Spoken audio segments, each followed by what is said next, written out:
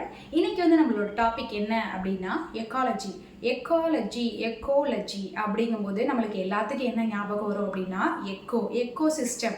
இப்போ வந்து நம்ம ஒரு உயரமான மலையில் போய் நிற்கிறோம் அப்படின்னா உயரமான மலையிலேருந்து கத்தும் போது என்ன பண்ணுவோம், நம்ம ஏதோ ஒரு பேரை சொல்லி கத்துறோம், இல்லை ஹலோ எப்படின்னு சொல்லிட்டு ஏதோ நம்ம பேரை சொல்லி உச்சரிப்பதாக இருக்கட்டும், இல்லை நம்ம எந்தூசைஸ் ஓவராக வந்து மகிழ்ச்சி இருக்கும்போது என்ன பண்ணுவோம் அப்படின்னா நல்லா வந்து உற்சாகமாக நம்ம ஃப்ரெண்ட்ஸ் கூட வந்து நம்ம ஹில்ஸ் வந்து ட்ரிப்பு போகிறதா இருக்கட்டும், நம்ம வந்து எந்தூசைஸ் ஆக்கி அந்த மாதிரியான பிளேசஸ்க்கு போகும்போது கத்தும் போது என்ன ஆகும் அப்படின்னா ஒரு எக்கோ அடிக்கும் தெரியுமா.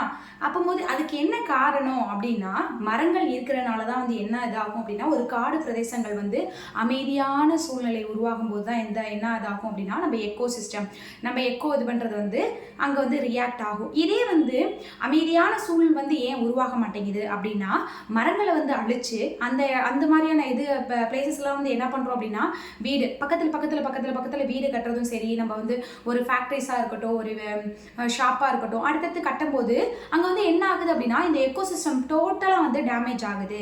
இந்த இதில் வந்து இந்த எக்கோசிஸ்டம் வந்து எப்படி டேமேஜ் ஆகுது, எக்கோசிஸ்டம் பற்றி யார் என்னெல்லாம் சொன்னாங்க அப்படிங்கிறத வந்து நான் ஃபுல் வீடியோவில் வந்து உங்களுக்கு சொல்கிறேன். ஃபுல் வீடியோ போகிறதுக்கு முன்னாடி நம்ம சேனலை சப்ஸ்கிரைப் பண்ணாதவங்க சப்ஸ்கிரைப் பண்ணிக்கோங்க. தேங்க்யூ.